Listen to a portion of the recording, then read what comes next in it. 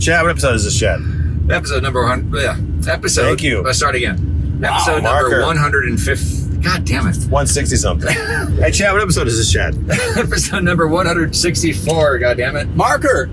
We are currently on our way to Humble, but we thought we'd take advantage of this time to. Take advantage of each other. Yeah. I got one hand free. Look at that pretty shot. Yeah, it's shiny. Shiny, happy Got people. little baby Eric C. Hughes. Hello, friends. Welcome. See, all you listeners who aren't watching the YouTube channel, this is what you're missing out on. Yeah. Some fucking movie magic happening right now. Cinematography. Turn the fucking TV on. Oh, look at my T-shirt. Oh, nice. Penny and the That's Flamethrowers. right. We're going to be playing with them in July. Yeah, they're coming down from Dallas, We have a lot from of- Louisville. Yeah, we're gonna have a big night at the Continental. Yeah. We also, just today, we solidified Vegas. We're finally going back to Vegas. Vegas. This is one of many shows we were looking forward to in 2020, which did not happen. Damn it, COVID. That is going to be in July. July 26th through the 31st. 6 nights in Las Vegas and Rera. And 6 Mandalay Bay. nights. Six nights in Vegan, Nevada. And 3 days. Wait. With Hi. Heidi. Howdy, Riggs, Heidi. will be joining us for the full week there, and I believe for And then the onwards to California. A lot of people have been asking us when we're going to hit the West Coast, when we're coming out to Vegas again. There we go. It's going to be this summer. You heard it here first. So we have a special guest this week. In a moment, you're going to see our conversation with the great Mark Riddell, the hardest working bass player in Houston, who also just put out his first solo record entitled Corporeal Pilot. Right? Is that the title, right? Corporeal, I yeah. need to fact check that. But yes. However you pronounce it. Corporeal. God, what's wrong with you? Eric was at the beach. Eric couldn't even be there. Eric was I missed it. I was at the biatch. yes. He was down there just throwing bread to the seagulls, as they say. you go. If you know what I mean, kids. Galveston. Yeah. Boys and girls, ladies and gentlemen, this is our good friend Mark Riddell, and just in case you're wondering what it looks like in print, Represent. Yeah. I like it. we are and also fabulous work, my friend. Oh, thank Fabulous you, man. work. Thank you. Yeah, I'm so impressed with the record. I want to start at the beginning. Okay. We've known about you for years. We've met you on and off through different lineups. It's and you've actually been a topic on our SlapperCast many times. In that you've covered, you've backed up, you've held the rhythm. I mean, you've driven some of the best bands here in Houston, and rightly so. I mean, there's a reason why that you get the phone call first. Yeah. And yeah. we're big fans, but I'm actually blown away by your record. This is and is this out in the shops yet? Not yet. I'm going through Orchard, which is like a Apple subsidiary for distribution, and they kind of control all that. So I think it's supposed to come out sometime in early May, like the first week or something like that. Oh, okay. Okay. Yeah, one of the tracks is available on digital platforms. The cover of the year, and Yes. and then I think they may release another one before May. I'm not sure. It's really weird how they do it. They like ask for like a focus song, and then they ask for a single, like 2-sided single, right? Essentially, and so I thought the focus song would be like the first single, you know. It's not. I don't. That's the one but that's the one you tell them, like, I want to put it on, like, you know, these playlists and focus on this market. But this record is kind of weird because it's all over the place genre wise. So like, you know, the song that I chose, which I think is the strongest one on the track, has got kind of this Queens of the Stone Age feel. So I was kind of pushing for playlists that were like that. And then the first one they release is this one. And I was like, well, this doesn't really work for those playlists. I mean, it does for some of them, but, you know, it's like, all right, whatever. But, you know, I knew I was going to run into that problem kind of from the outset. You know, I knew this was going to be kind of a genre variant album. Just because I've been sitting on these different kinds of songs for so long, you know. Wow. Yeah. Like how old are some of these songs? Are some of them like recently written, or things have been sitting around for a long time? Most of them, let me think. I think most of them were written during lockdown. Oh, okay. Wow. Most of them. Cool. And then a couple of them I brought out of the, The vaults. brought out of the vaults and dusted them off and fixed them a little bit and rearranged them and we got what we got. That's cool, man. I love the diversity of it. I love the swath. I mean, you really do. You set across the thing. The victim of a negligent suicide. That I was just my stereo couldn't go loud enough. Yes. That's the, man, I gotta give John Moran, the guy who mastered it, a lot of credit for that one because he fixed it. Like he didn't fix it; it was fine. But as you might imagine, the guitars on that track were hot, real hot, and they needed to be, and it was fine. But when he mastered it, it all kind of, focused in, and he did a masterful job of mastering. Cool. But that's cool. I'm glad you like the diversity of it. I was a little worried about that in the beginning, but when we started getting into it and recording it, I was like, no, I think because there is kind of a through line in it. I think it's just, and I think it's mainly just because of the players. You know what I mean? I think I brought in the arrangements and they were pretty meticulous. But as far as how they were going to play, I just let them do it. And so I think a lot of what is cool about that record is that yes, they're all different, but it's all the same players and they're all coming at it from the same place. And so there's this kind of tie that binds, if you will, all together, Victims of Negligent Suicide. That was a fun one. I almost passed out about 2 or 3 times in the booth trying to sing that one. Oh, wow. Yeah. Man, like I say, it's heavy, it's fat, it's everything, but everything is in it. Everything's in it. There's a kitchen sink. There's everything that you need in a rock and roll number. Yeah, thanks, man. I think that's one I'm going to try to with Isaiah's help, maybe try to pitch to some skate video companies or whatever, to see if I can get it on a soundtrack, if you will. Wow. So we'll see. It was a fun one. One of the questions I wanted to ask you today, Mark Riddell, is give me a song and give me a band that's Queens of the Stone Age or up. Give me a band. Give me a band that you would want to cover any one of these songs right now today. Oh wow. Oh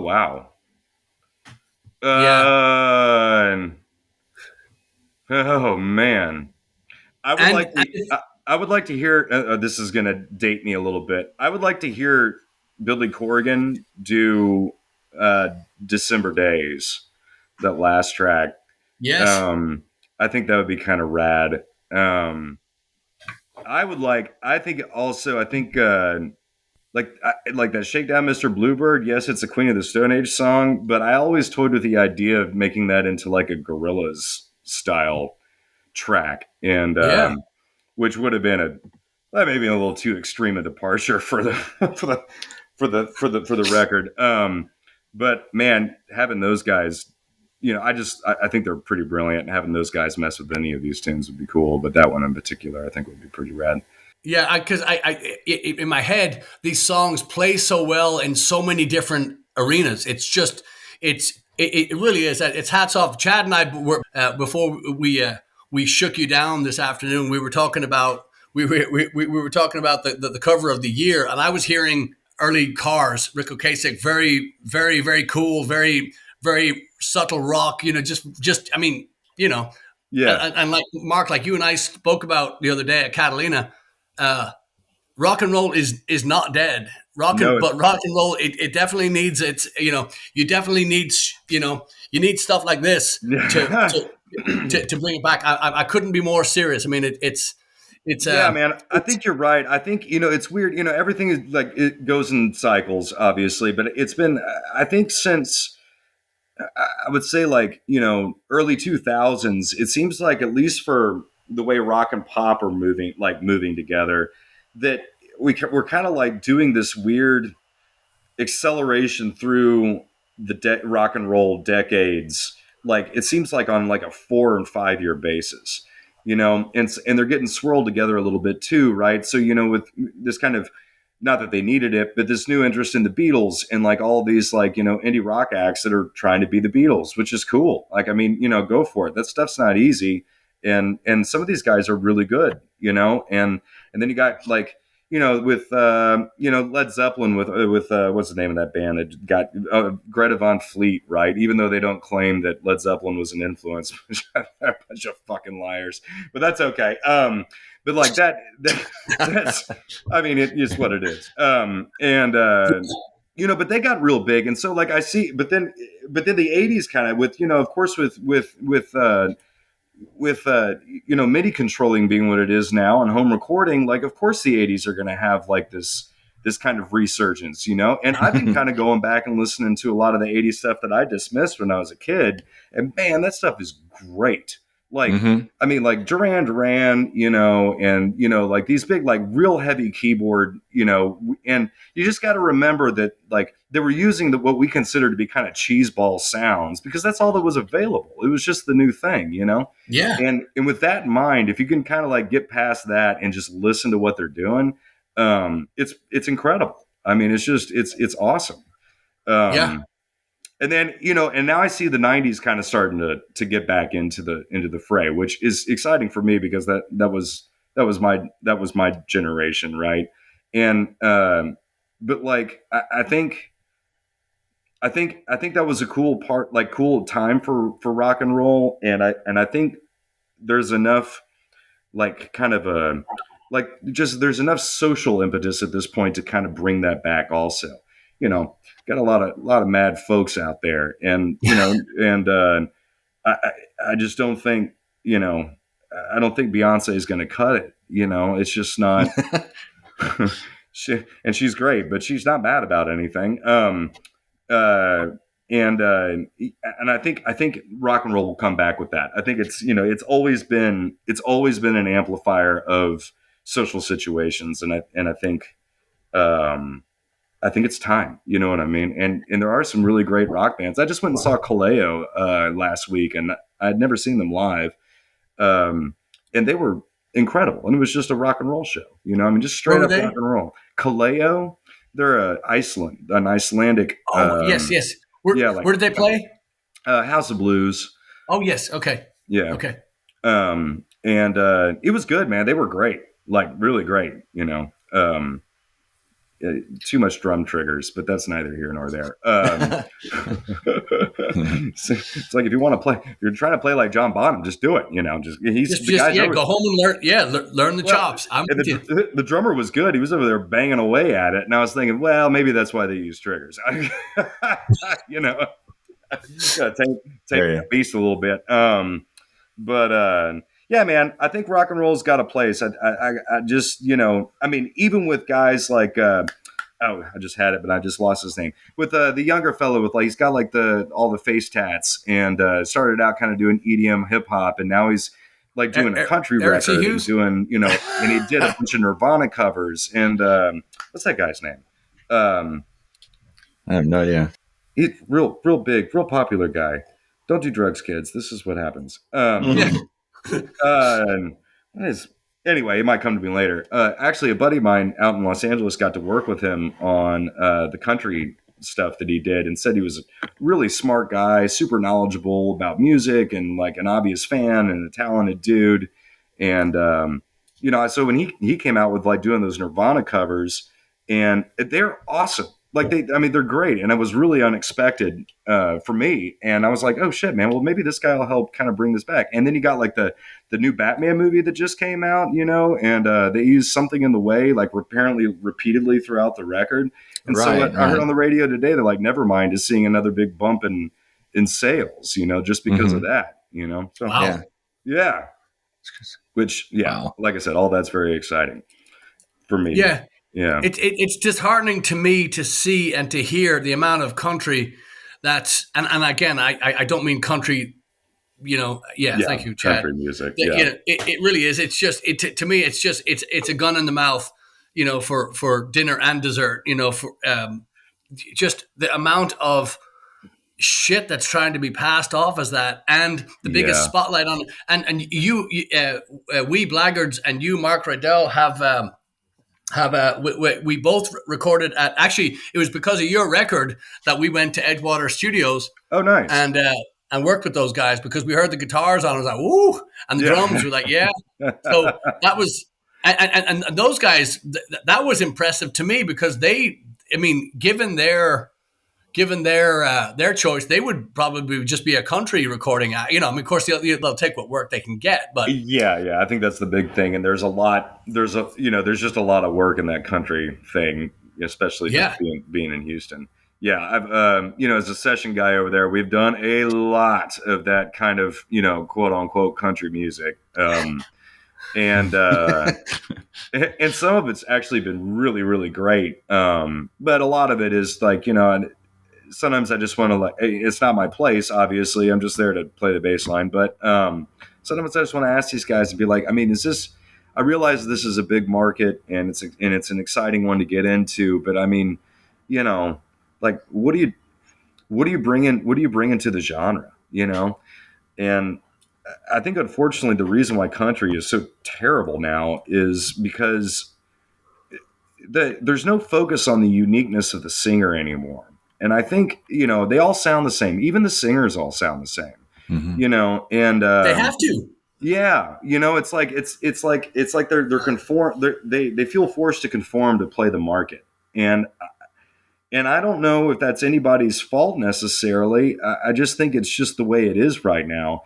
And of course, terrestrial radio is being where it is right now, which is a whole other discussion. I'm sure we can get into that a little bit. But, the terrestrial radio world for like Texas music artists or country artists from Texas specifically is still very much alive and well.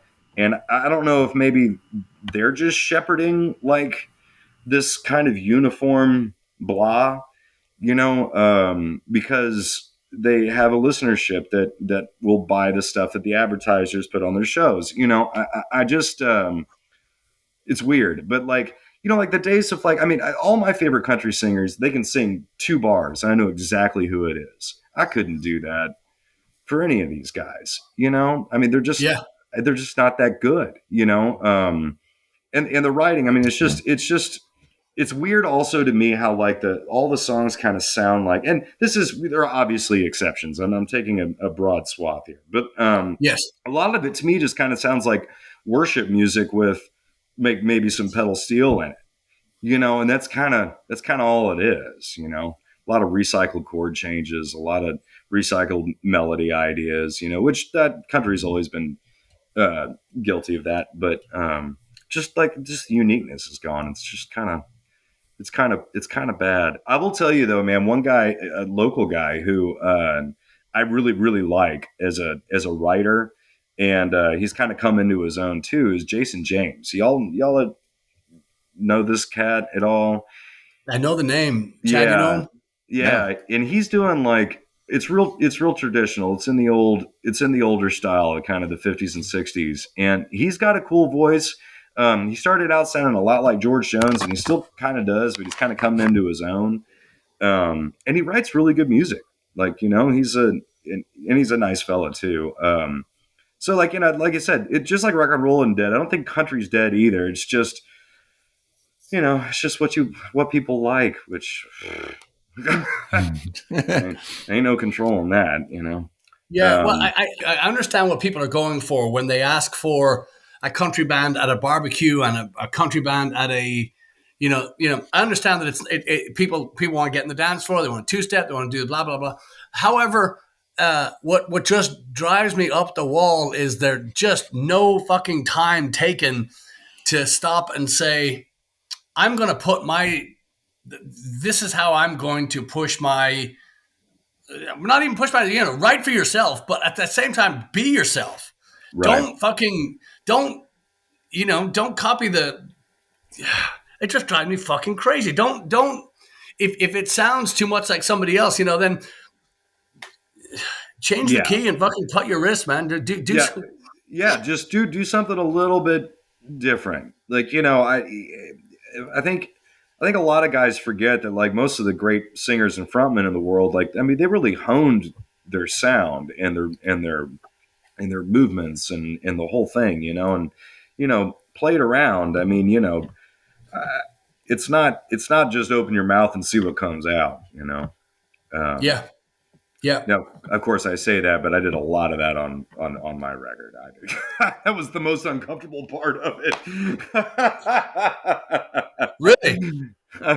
Oh man, yeah. I mean, I'm not. I don't. I would, if I could go back and re-sing some of those songs. I think I would, but I think everybody says that. Yeah. If, But if you come Yeah. away from a record, and you say, man, that's fucking, we nailed it. Yeah, that's perfect. I don't want to hear that fucking record. I don't either, man. No. I don't either. Yeah, I listened to that record so much for like mixes and stuff. My kids started like trying to sing along and like would knew when all the breaks happened. He'd be dancing around the room with his back to me, and then right before the drop or a pause, he'd turn around and look at me with this smile on his face, and then he knew when it was coming back. And I was like, "Oh, sorry." Like we've been listening to this a lot, haven't we? I know. I'm sorry. Yeah. So cool. There's Yeah. nothing better, man. There's nothing better than that. When your kids run for the hills, when your record comes on, then guess what? Go back to the. You got a problem. Yeah. That's not going to work. Yeah. Yeah. But those guys over at the whole point of this, those guys over at Edgewater are fun to work with, and they get some good projects, and I think we're going to go do the new Mighty Orq record over there too, which Excellent. should be cool. I'm looking forward to that. Once we get all these songs worked up, But yeah, I think that'll be good, and hopefully good for him too. Get him. He is. He's another one that we've been waiting to get on here. He just not only a guitar singing, just beast, but then he comes out and he starts taking pictures and he makes Ansel Adams look like a fucking cartoonist. He's God, stop it! Just slow down. Yeah, he's brilliant. He's an artist through and through, And he also he likes to hyper focus, which I think a lot of artists also like to do. And so when he puts his mind to do something, it's going to get done pretty quick. Yeah, he's wonderful, man. Just like you guys, I've known him for years, and because we were only, I think, a year apart in school. He graduated a year before I did. And I used to see him all over the place. And, I was super excited when Matt Johnson came and played with Stinson for a long while, and I was pumped about that because I'd seen Matt play with Orq for years and loved him as a drummer. And then Orq and Orq and I knew each other, had been friends. I booked something with another band I used to front back in law school, Studio Magic Black. I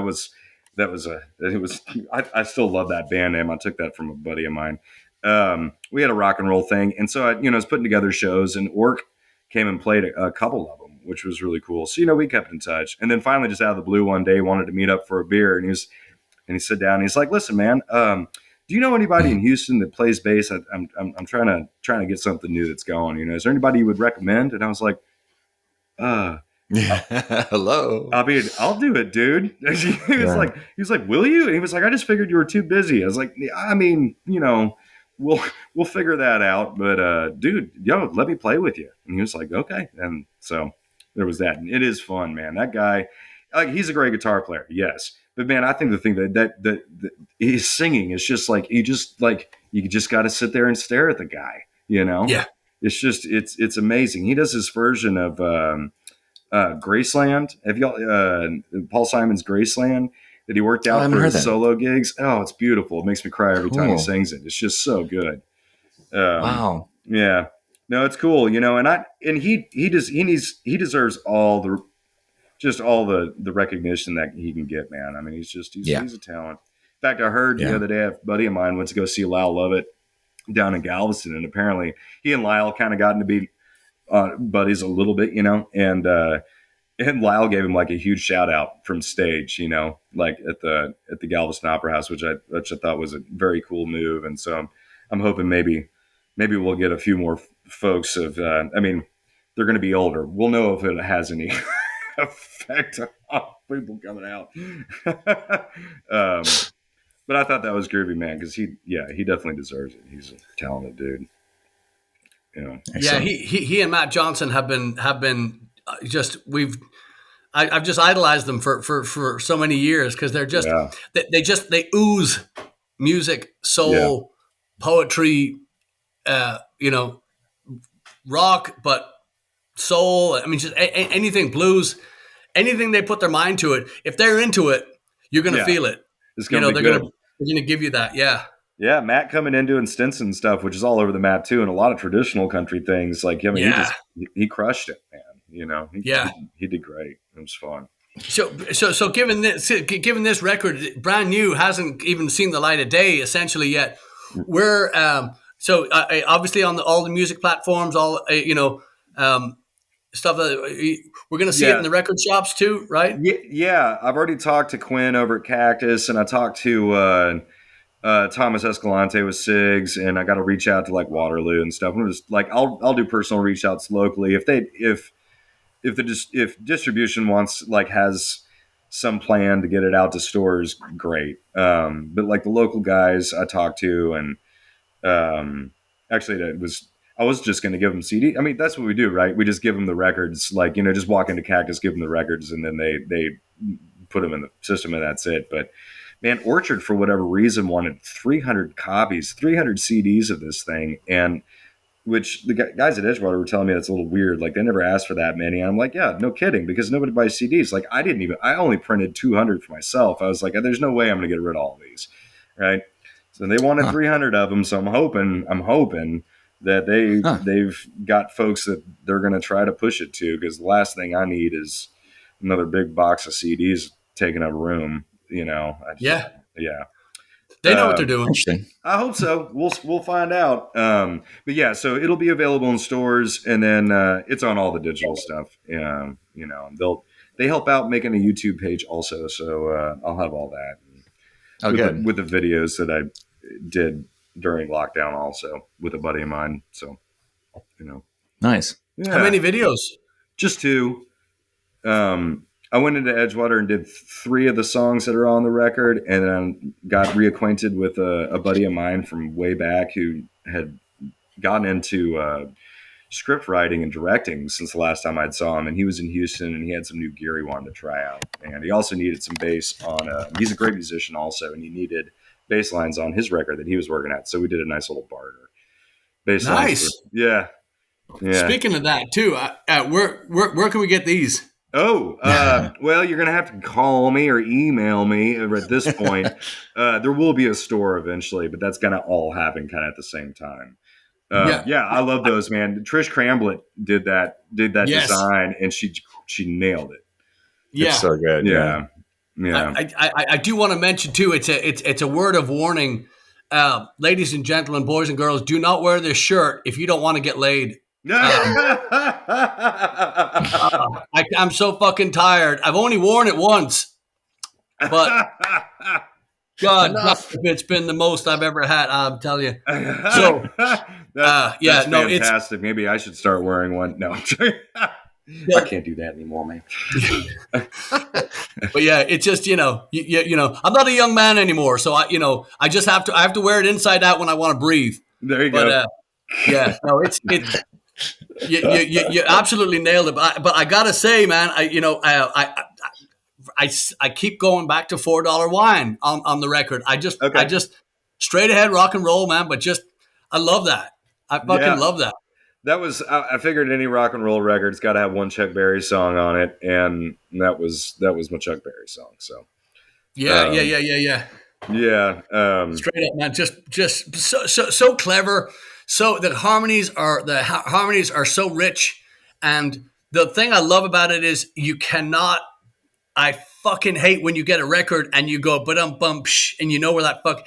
This is one of those ones. Just makes you think. It's nice because you can tell that it's written by somebody that's thinking, but still not trying to rush you. And I mean the band rush you into stupid fills and crazy, time signature changes, all that bullshit. Nothing wrong with that. I mean, if that's your thing. I just like it because it makes you think, and it's one of those well thought out records, and it sounds so fucking good on a nice stereo. Yeah. And, again, like I say, I'm so old. I don't like I love it on my CD player. I love it in my car. I don't like it. I don't listen in headphones and that kind of shit. Yeah, So, man. I didn't even get to hear it in my car until it was finished because I never had I got a CD player, but I don't have any Bluetooth connection. It's an old enough car for that, and I just kept dragging my heels on getting something for it or whatever, and I didn't want to buy another dongle or whatever the fuck they call these things. So. Man, there's my old man statement. No more dongles. I don't need any more dongles. Yeah. So I finally got to hear it when it was all said and done in the car, and I was like, oh, hey, all right, yeah, okay. Oh, that sounds good in the car. Okay. Yeah. Good. Which I think is very important for any rock and roll record. It's got to sound good with the windows rolled down. Absolutely, Turn it up all the way, Yeah. Yeah. And I did have a cyclist go by the house the other day, and it was playing quite loud, and the cyclist turned to the house and was like, yeah. Awesome.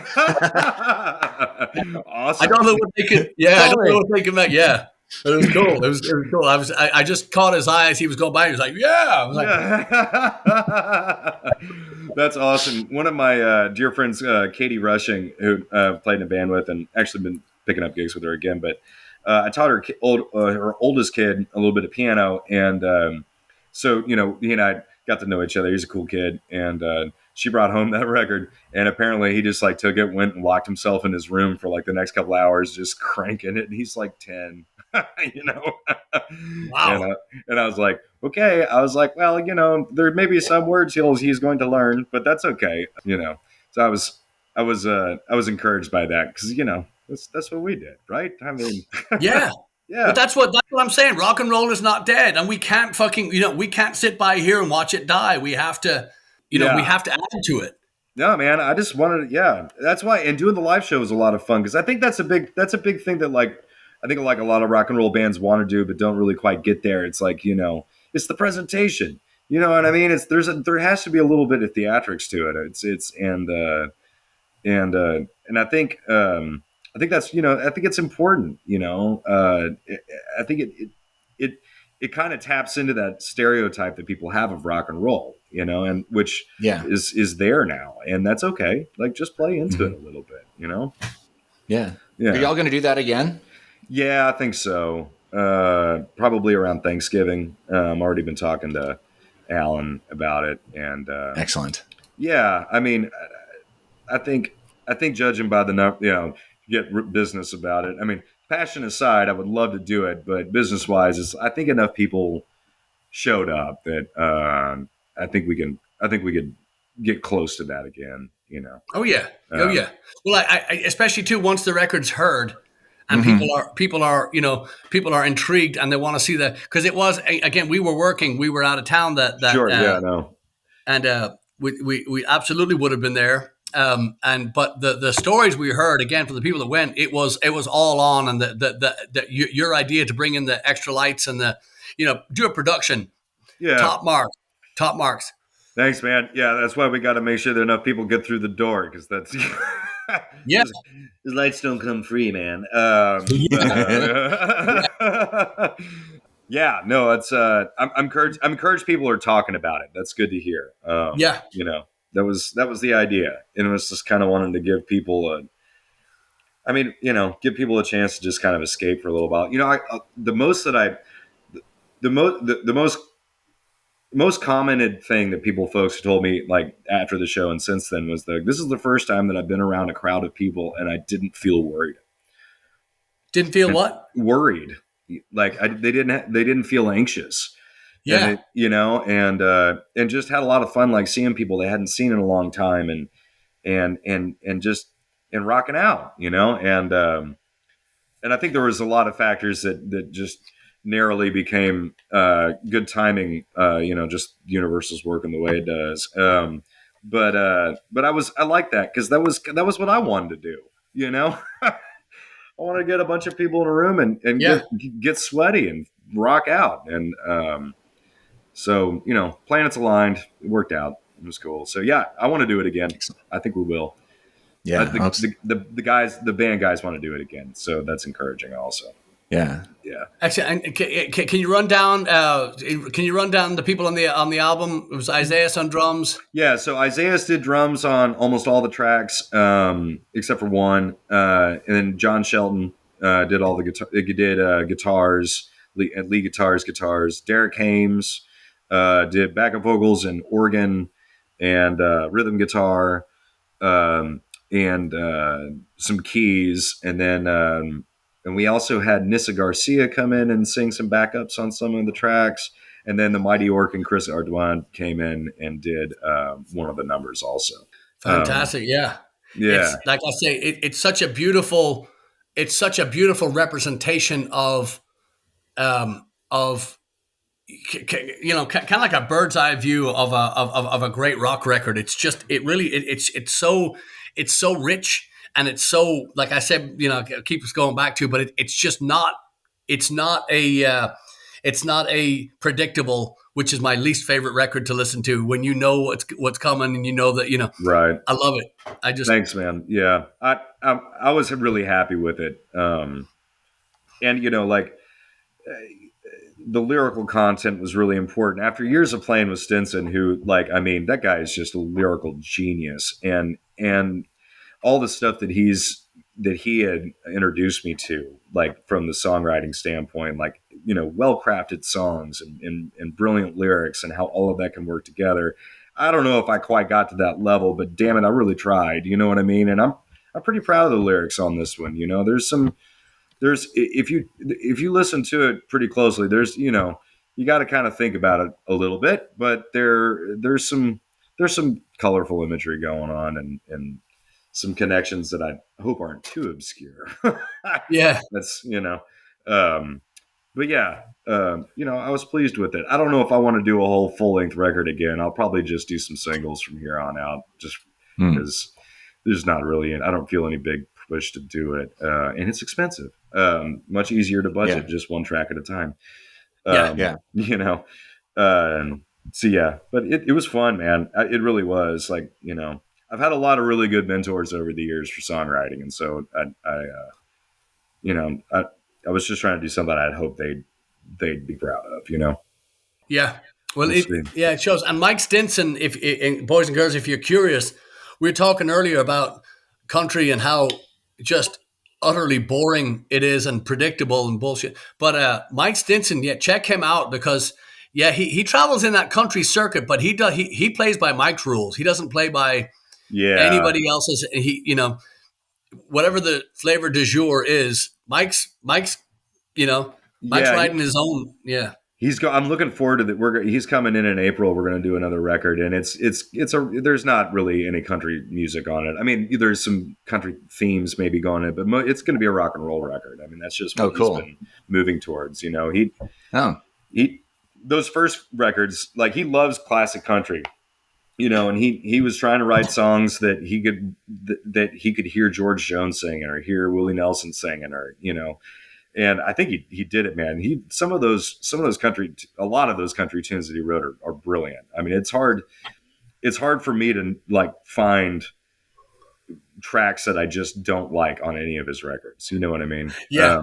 It's really hard. I mean, they're all really good. And then, you know, and then over the last, like, you know, 10 years or so, he kind of started getting more into the rock stuff, like writing rock and roll songs, which I think was cool, because, I mean, it's not easy to do. Rock and roll songs are not easy to write. You know, it's almost easier to write a country song in some ways. You know, I mean, I agree.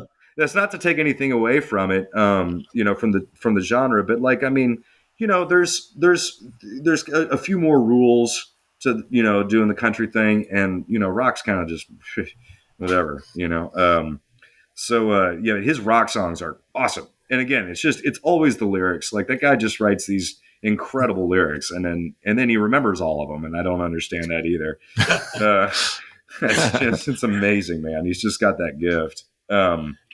Yeah. Are you going to be playing any shows with him in town while he's recording? I don't know. I have to go on tour as soon as we get done recording the record. With whom?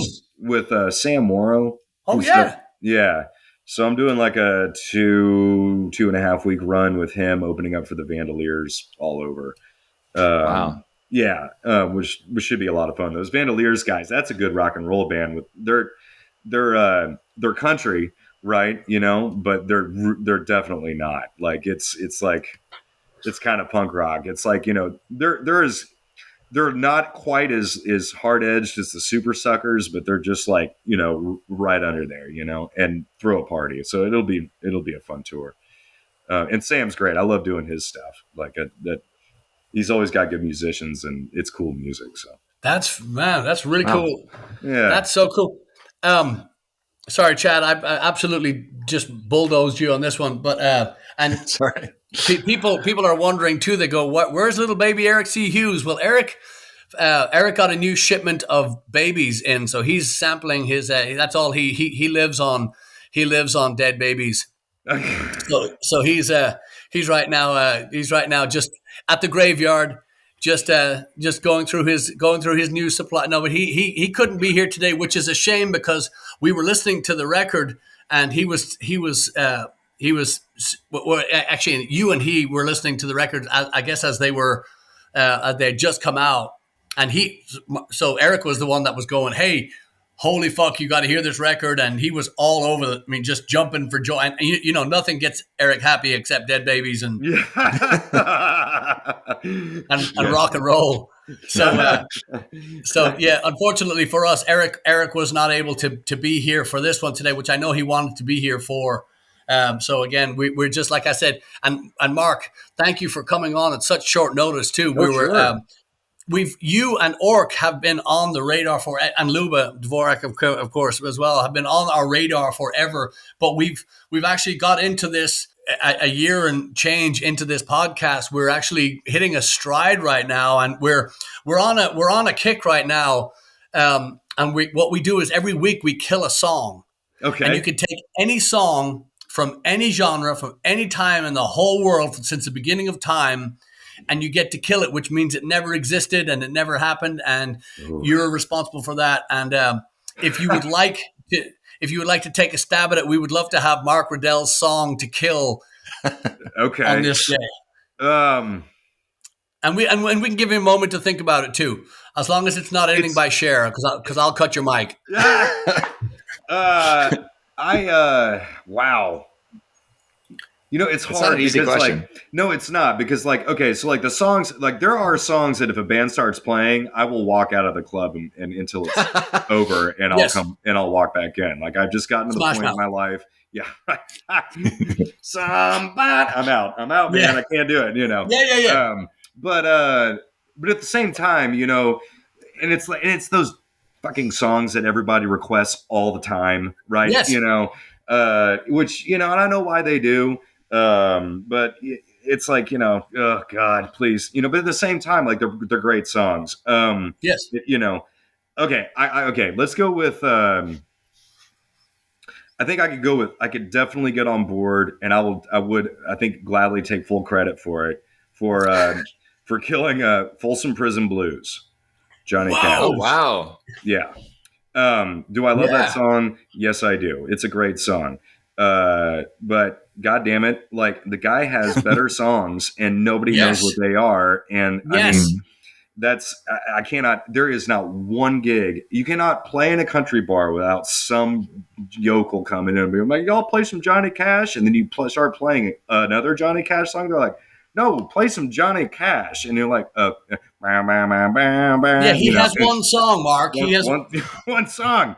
And I've gotten to the point where, like, the bands that I play in regularly, there's a time there, like when I first started playing with Charlie Harrison, and he had it on a set list, and I got to the first gig with him. I was like, listen, man, I'll be like, I may have critiques now and then. I was like, but there's one thing that I don't do, and it's like, I don't play Folsom Prison anymore. and he looks at me and he was like, what do you mean? He's like, people love that song. I was like, I understand, but I do not play that song anymore. Yeah. If you play that song, I will put down my bass and I will walk off stage. I'm not going to do it. And he laughed and he said, okay. Now, if you're tipping $100, fine. That's how much that song is worth to anybody, right? It's like for the band, like don't make them do it. But also like every like up and coming artist, like they always put it on their set list, and I just want to take it. It's like no, like the song needs to die. But anyway, so yeah, Folsom Prison Blues. It's a good song, but it doesn't need it's had its time. I'll kill it. I concur 100%. We've had it in our set for since the beginning of time. And to make matters worse, I heard somebody sent me a video and it's a Renaissance, because what we did was we combined Folsom Prison and Fields of Athenry, which is an Irish and American song. Yeah, right? yeah. And I dig that. I think that's cool. You know? Yeah. So I wanted Chad to sing the Irish one and I'd sing the American one, you know, just for, but somebody sent me the other, and you will not fucking believe this, but glad we're all sitting down and hopefully we've got fresh pens on, because somebody sent me a video of a Rennie guy. God, where the fuck was it? A Rennie guy, and he was singing Athenry, and he went into he was singing Folsom, and he went into Athenry. I was like, cheeky bugger. That's I wonder how that came across. But where did you figure that out? Mm-hmm. Yeah, but it was, and again, I thought it was kind of funny to call it prison love songs, because it was right. So, but I'm with you 100% on I kill songs all the time that we play. Why? Because they're fucking done. They're fucking done. And are we doing something a little different to them? Yeah, but it's still, again, it's like being the thinnest kid at fat camp. It doesn't, right? You're not. Still can't have any cake until you get back home, Yeah.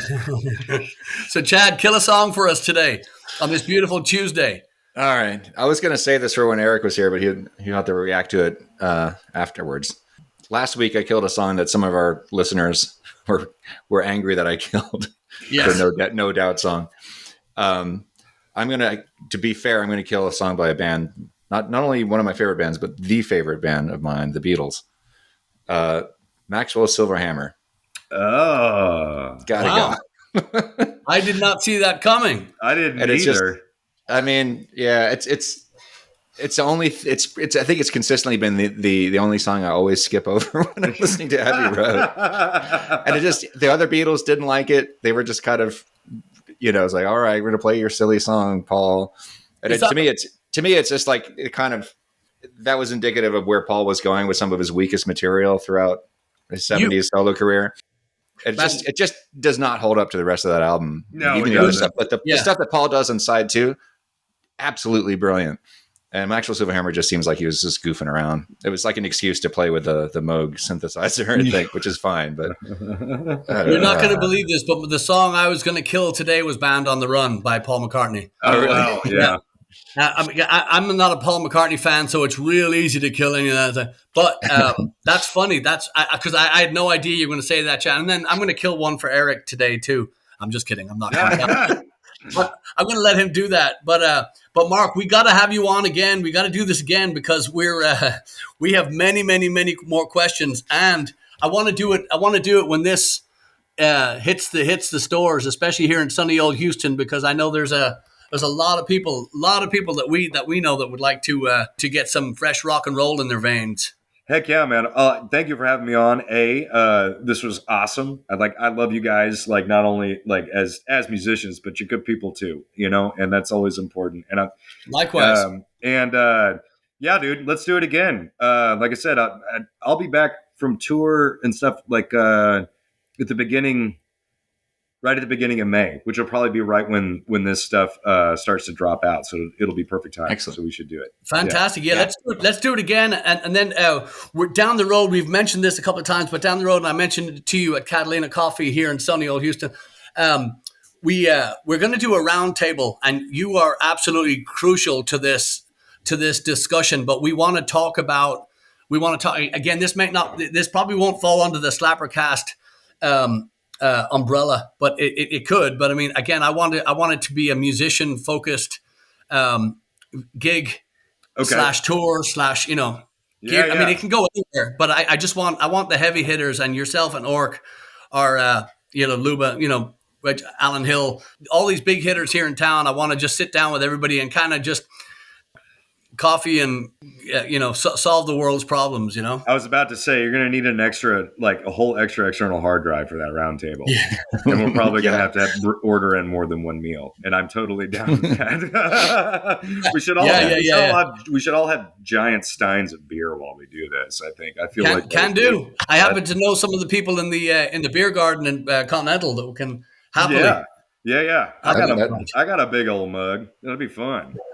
Yeah, man. Cool. Let's do it. I'm down. So, Mark, this episode's coming out next Tuesday. Okay. So where can people come see you earliest as possible? Let me see. Next week, I got my calendar right here in front of me. This is good. Calendar has become a necessity. Let's see. So Thursday, April 7th, I'll be at the Big Easy with the Mighty Orq. That usually starts around 9:30. I'll be at Winnie's, that sandwich bar joint down the street from the Continental Club, doing a 6 to 8 set with Katie's Brushing. Cool. That day. And then, and that's it. I got a private party gig on Saturday, but anyway, so those are the only, just Thursday, public appearances. Excellent. Yeah. Beautiful. Excellent. Yeah. Beautiful. It's been a pleasure. And I like I said, I love your record. Congratulations on it. And I can't wait to hear a lot more from you. You've got so much in the tank, my friend. Oh, thank you, brother. I hope you get the time to do it. Yeah, I got a couple that I'm already working on and guys I'm talking to work on it with. So it'll happen. But man, thank you. I'm just glad you dig it, man. Thanks for getting into it. That's awesome. Absolute pleasure, man. Thanks again, Mark. We will have him on the show again for sure. Hopefully, all four of us next time. Done deal. So 1, 2, 3, 4. Okay. So Eric, we need to get you caught up in the song killing this week. Yes. So we went the Paul McCartney route. Oh yeah. Yeah. I killed Maxwell Silverhammer. Ooh, Beatles, but I hate all Paul McCartney, so I killed Band on the Run. If we're gonna kill a Paul McCartney song, it's gonna have to be Come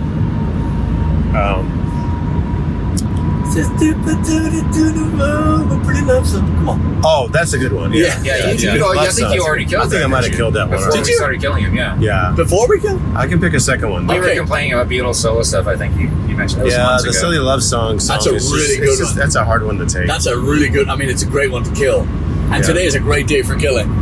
But yeah, kill another one. As much as I love Christmas music, which everyone knows that I do love the holiday of Christmas in all its trappings, minus the religious Jesus stuff, which is just a sham anyway. Well, that's a debate for next week. That's next week's debate. Can we kill Jesus? Again, the answer, find out next week. The song that I would kill was Paul McCartney is Simply Having a Wonderful Christmas Time. Oh, yeah, that's a good one. That's a good one. It's again, the sentiment is nice, but the song is just drudgery. Quite possibly the worst song you ever put out. Yeah, it's. I like the sentiment of it. I like having a good time at Christmas time and having a party and stuff like that, but we don't need that song about it. That's Ebony and Ivory is as bad as any fucking song in the world. Yeah. So Simply Having a Wonderful Christmas Time would be my Paul McCartney. What song did he and Michael Jackson write together? Which one was that one? Say. Yeah, there's that was pretty fucking terrible. Doggone Girl's Mind. Oh, that one too. Yeah. That was pretty terrible too. Yeah. Wow, Paul, take a long walk off a short pier with a bag of bricks. All right. Yeah, fuck that. That was awful. I'm curious to know, Eric, as far as Abbey Road goes, are you in agreement with me that Maxwell's going to be excised from that record? Or are you fond of it? It's not my favorite song on the Abbey Road record. It is kind of a throwaway. It's kind of a goofy Paul song. Like When I'm 64, I think is also a song that's just not great. So yeah, I like that one just because the arrangement on it. I think it's really good. Yeah, I mean, which song? 64. Yeah. Yeah, I mean, harkens to Paul's love of the American musical theater and the American songbook. It does sound very much like a song like that. It might show up in a musical somewhere. Knowing Paul's history of buying actual musicals, buying the rights to several musicals, and also a marching band song, which is kind of interesting. I did not know this. Yeah, he's got his hand in all kinds of stuff. publishing wise. So yeah, Maxwell's is not. You could take that song off that record, and it would be a much more complete album, I believe. Yeah, and that's why a lot of people cite Abbey Road as their favorite. That's why that song really is the main reason why I can't save that. Yeah, It's low on my Beatles list of favorites. Rocky Raccoon is kind of stupid too, and yeah, actually the whole White Album is kind of stupid, but that's just me. There's a lot of stupid shit in the White Album, but I think that's why I forgive it, because it's the same album that has Revolution #9 on it. Those silly little songs that they have are a little bit more. Well, less of a big deal. I think less annoying. I sort of think the White Album was like, hey, we're no longer a band. We're just four guys that happen to work together once in a while. Right. And it was definitely like not a Beatles band record. That's just my thoughts. Yeah. Anyway. Yeah. Thanks, Paul, for the memories. I wish you guys could see this fucking driving today. It's classic fucking Houston. It's classic Houston on a Friday for sure. Yeah. They seem to come out more on Friday than any other day. Even on a Tuesday, which is weird, huh? Yeah. So yeah, we like I said, all these dates, all this stuff is going to be appearing today, Tuesday, on the website. So stop by and check it out. The West Coast it's been a while since we went out there. Yeah. So hopefully the gas prices keep going up and up and up, so we can walk. Yeah. I think next week we're also going to have a very special Houstonian.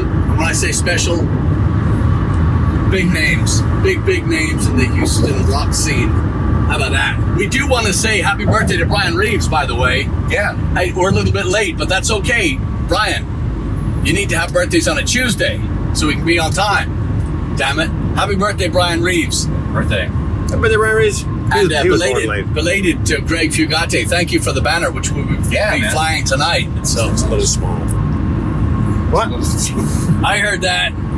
Thanks for tuning in to SlapperCast episode. Pick a number. Yeah, Episode. Your guess is as good as mine. Yeah. All right, guys. All right, cheers. Thanks for listening. Sign that fucking mailing list.